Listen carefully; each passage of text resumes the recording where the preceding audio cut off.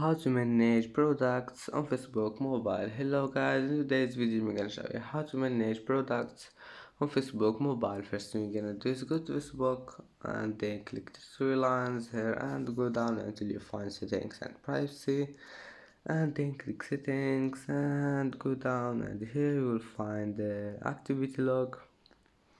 Click on it and click this one, interactions,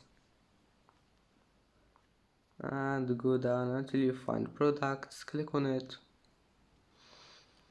and here you can manage products on Facebook mobile.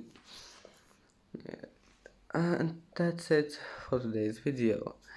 If you like this video, please don't forget to like and don't forget to subscribe, and thank you for watching this video, and see you in the next video.